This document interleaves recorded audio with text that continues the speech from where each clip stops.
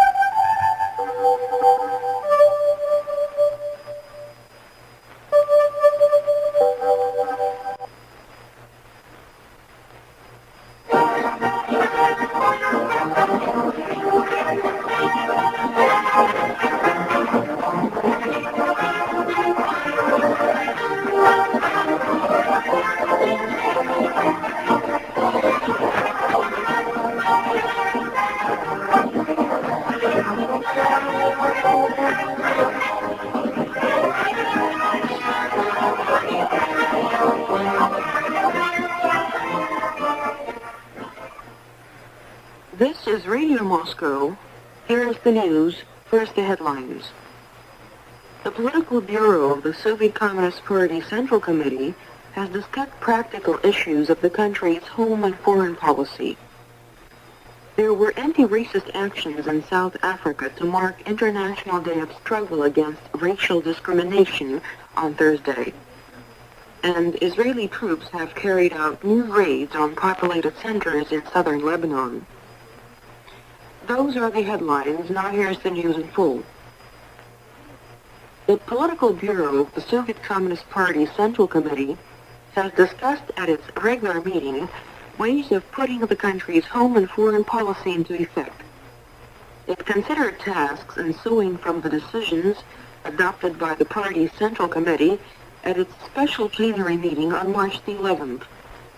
It noted that the meeting's decisions were aimed at mobilizing all forces to achieve a major progress in efforts to intensify the economy and speed up the social and economic advancement of the Soviet people. The meeting specifically stressed the need for greater labor, state, and party discipline, and for firm actions against any manifestation of sham efficiency, irresponsibility, and everything that is against the socialist norms of life. On foreign policy, the Soviet Communist Party and government will, as before, take care of and strengthen in every way the close friendship with its allies and give priority to the socialist countries in foreign affairs. The Political Bureau also noted that at their talks with leaders of many countries, Mikhail Gorbachev, Nikolai Tikhonov, and Andrei Gromyko had energetically restated the Soviet Union's consistent course towards consolidating peace and establishing equal relations between nations. The Political Bureau emphasized the need for multiplying and accelerating efforts to prevent an arms race in space and stop it on Earth. It's precisely towards this end that the Soviet Union will apply its efforts at the Soviet-American talks that have just started in Geneva. The Political Bureau has approved Vladimir Sherbetsky's account of the visit to the United States by a Supreme Soviet delegation. The delegation carried out extensive work during its meetings and talks with administration officials and congressmen, as well as American public figures and businessmen. They clarified the Soviet Union's principal position on its relations with the United States and on major international problems, above all those of stopping the nuclear arms race and preventing the militarization of space. The Politburo called for furthering ties with the United States at various levels, the top legislative bodies included, to better understanding, promote mutually advantageous cooperation between the two countries, and to consolidate peace. The Soviet Foreign Minister Andrei Gromyko has received the United States Ambassador Arthur Hartman at his request. The discussion centered on various aspects of Soviet-American relations, questions connected with the Geneva talks on nuclear and space weapons, and some urgent international problems of interest to both countries. A meeting has taken place here in Moscow between a delegation of the Soviet Communist Party, led by a candidate member of the Political Bureau Boris Ponomarev, and the Consultative Council for Disarmament of the Socialist International. The council is headed by the Vice President of the Socialist International and Chairman of the Social Democratic Party of Finland, Kalevi Sorsa. The two sides discussed the issues of strengthening peace and curbing the arms race. A number of Belgian anti-missile movements has announced the setting up of a peace camp near the U.S. missile base at Lebanon. The camp will be there from the 7th through the 14th of next month. The action is planned to show the authorities that the Belgian people demand the immediate withdrawal of American cruise missiles from their country. There were anti-racist demonstrations, marches, protests, and strikes in South Africa to mark International Day of Struggle Against Racial Discrimination on Thursday.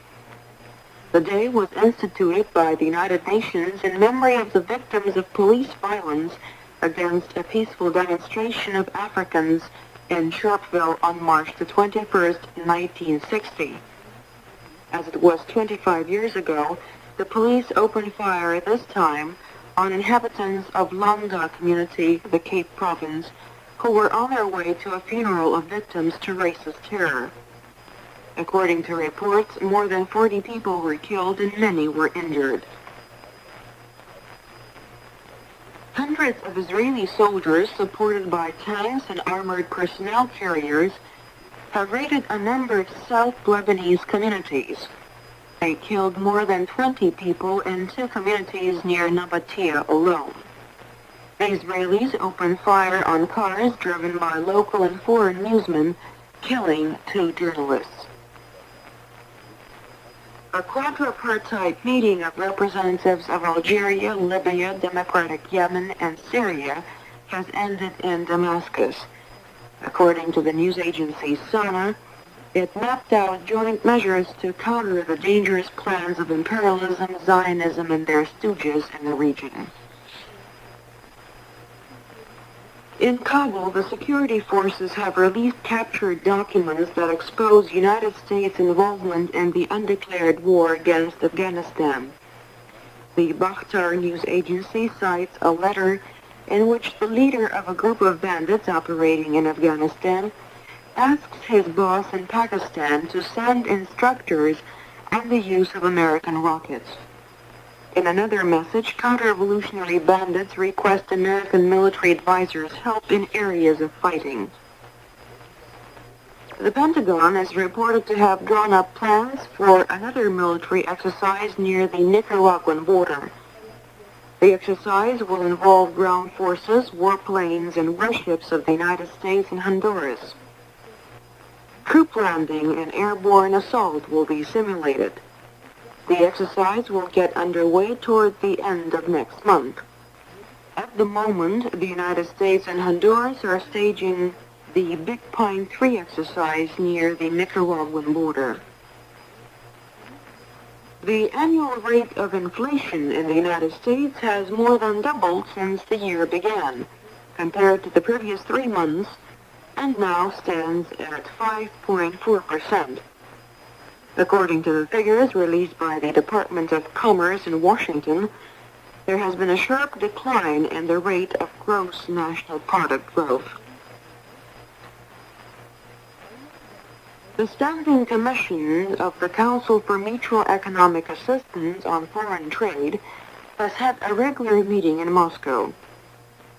The communique says the mutual deliveries of goods last year provided for stable economic growth in the socialist countries. The commodities exchange between the 10 nations of Europe, Asia, and America belonging to the Council has risen by 11% since 1983.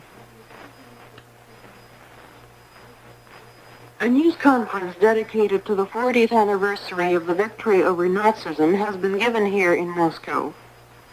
Deputy Chairman of the State Planning Agency, Nikolai Lebedinsky, told the news conference that following the Nazi attack on the Soviet Union, over 1,500 enterprises were moved east from the western parts of the country in spite of enemy air raids.